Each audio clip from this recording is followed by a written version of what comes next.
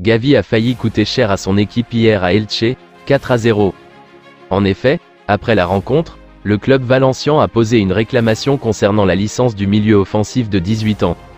Le règlement de la fédération interdit en effet à un joueur de prendre part à une compétition officielle avec une licence ayant été annulée en cours de saison.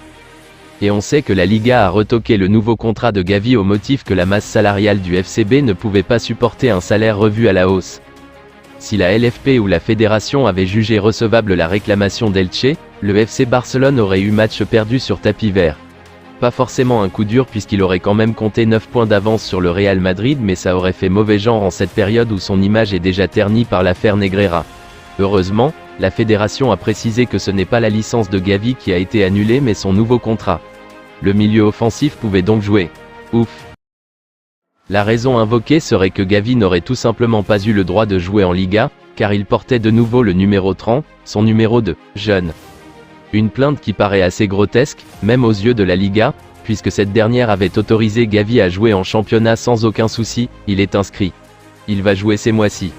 Le problème, c'est le dossier. Il fait l'objet d'une mesure conservatoire, nous allons nous y opposer. Nous allons nous opposer à la mesure conservatoire et nous avons encore quelques jours, avait déclaré Javier Tebas à l'époque.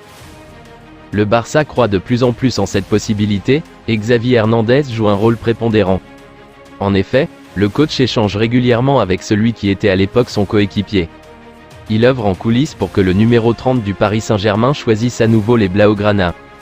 Mais pour que ce dossier avance, Joan Laporta va devoir trouver une formule financière conforme aux exigences de la Liga.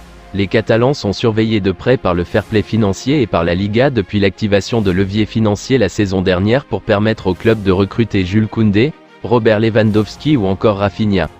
Désormais, c'est pour le cas de Lionel Messi qu'il faut trouver une solution. Très déçu, le Barça envisage de vendre Ferran Torres à la fin de la saison pour renflouer ses caisses. Le jeune attaquant espagnol n'a pas répondu aux attentes du club, malgré l'appui de son entraîneur Xavi. Mais cela ne devrait pas se passer comme les dirigeants le souhaitent. Car l'attaquant de 23 ans ne voudrait pas quitter le club lors du prochain mercato estival. Ferran Torres souhaite regagner la confiance de l'entraîneur.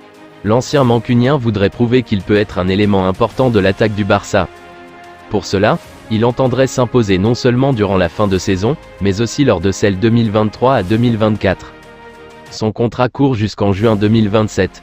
Une volonté qui pourrait poser des problèmes aux décideurs blaugrana. Le Barça fait face à une situation financière très délicate.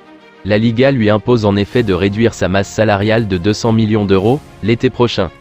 Le club risque en outre d'être exclu des compétitions européennes en raison de l'affaire Negreira. Il devra vendre plusieurs joueurs de l'équipe actuelle pour se renflouer.